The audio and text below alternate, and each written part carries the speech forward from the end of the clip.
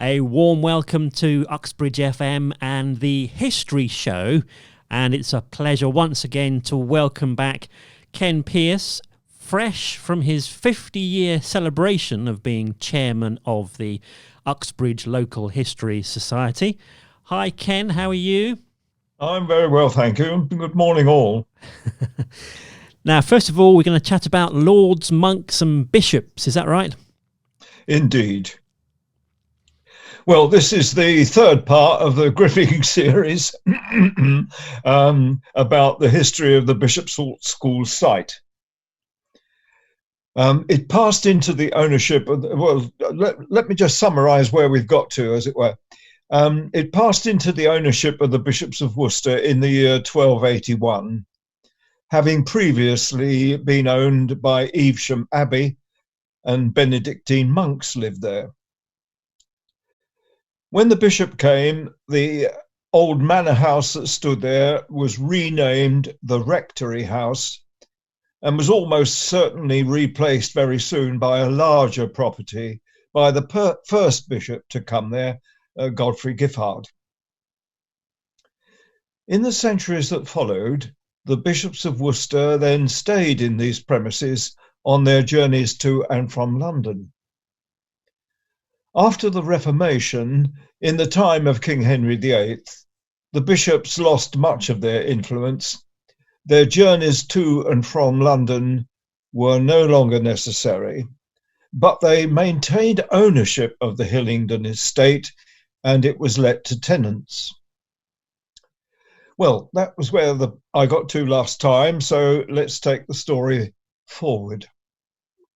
One of those tenants, Sir Edward Carr, I quote, rebuilt the house on the old foundations in 1604.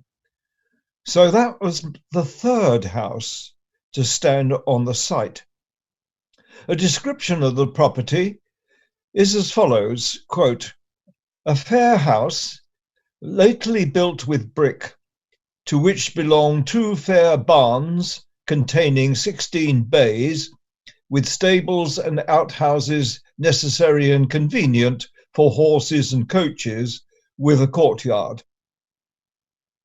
We also know that the house had a great hall, a parlour and chambers, and was surrounded by an orchard and garden. In the years that followed, tenants came and went on the Hillingdon estate, until about 1840, when it was taken by a schoolmaster, a man called William Dry, who ran a school for young gentlemen there. So Bishop's School is not the first school to actually be on that site. But finally, after 570 years, the Bishops of Worcester sold their Hillingdon estate. And in 1858, the new owner, John Jackson, demolished the house and built another one on the site. It was still called, though, the Rectory House. John Jackson was a partner in a London firm specialising in plasterwork and interior decoration. So his house is the house that stands there today as part of the school, and it contains examples of Jackson's work. It is the fourth house to stand on that site. The estate changed hands several times in Queen Victoria's reign, and one owner, having looked into the history of the estate, changed its name. So it was no longer the Rectory House, but it became known as Bishopsholt. In 1925, following the death of the last private owner, the estate was purchased by the Middlesex Education Committee. They did so because an existing secondary school, called Uxbridge County School, had outgrown its premises in the Greenway in Uxbridge.